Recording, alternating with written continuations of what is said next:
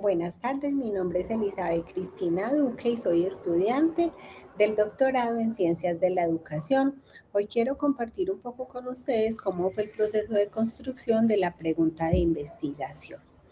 Es importante entonces reconocer que para formular la pregunta de investigación tenemos que tener en cuenta que esta debe ser muy clara y coherente, de manera que así nos lleve a ambigüedades y nos muestre cuál es la guía que vamos a continuar en nuestro proceso de investigación. Cuando vamos entonces a hablar de la autoevaluación para que tenga un sentido en el proceso de formación de los estudiantes, podemos entonces incluir herramientas metodológicas que nos permitan emplear tanto el enfoque cualitativo como cuantitativo, porque si bien estas tienen una gran diferencia, no hay ningún problema en articularlas para poder comprender los fenómenos educativos que se presentan, como nos lo expresa Jiménez. Entonces tenemos en cuenta que el tema o el problema a investigar es la autoevaluación por medio de rúbricas construidas en conjunto como una herramienta para el proceso de formación. El contexto en el cual se va a desarrollar la investigación es en la educación pública, en el nivel de la secundaria, en el área de inglés, especialmente porque se sigue viendo que el sistema de evaluación aún continúa siendo muy tradicional. La pregunta entonces de investigación, después de hacer un proceso de refinamiento, nos quedaría como, ¿de qué manera la construcción conjunta de rúbricas favorece la autoevaluación como herramienta formativa en los estudiantes de secundaria del área de inglés en una institución pública?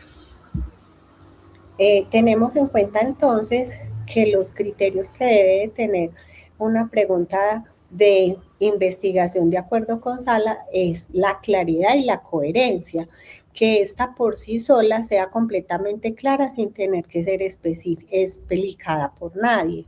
que haya un contraste, se pueda establecer un contraste empírico, entonces nos damos cuenta que buscando ya fuentes de indagación para un soporte teórico los podemos encontrar, que se pueda abordar y darle respuesta a ella durante el proceso de investigación y que finalizando el proceso de investigación logremos dar un aporte de conocimiento. Entonces, por tanto, vemos que esta pregunta cumple con todos estos criterios. Hacemos entonces una articulación entre la pregunta y el marco teórico previo que se va indagando. Encontramos entonces la autoevaluación como un proceso formativo del cual Cambora nos habla y nos dice que la autoevaluación debe permitir una práctica formativa que lleve al estudiante a tomar conciencia de su proceso y a ser reflexivo. Tenemos también la autoevaluación y el proceso de autorregulación, como nos lo expresa Sánchez y Pérez,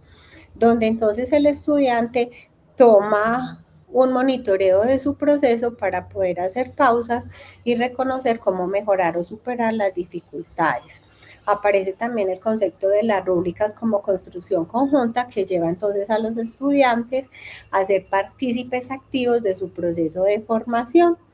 Y por último tenemos el contexto educativo del cual ya hablamos anteriormente.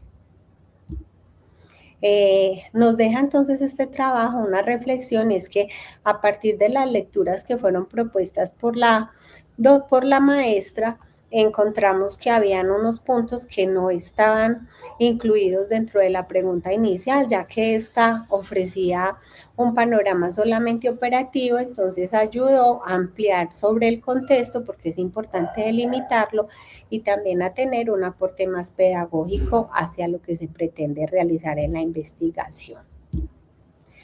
Como conclusiones, entonces vemos que es muy importante la revisión teórica de lo que se tiene para poder establecer una metodología que nos permita continuar con la guía hacia la investigación y que la pregunta debe de tener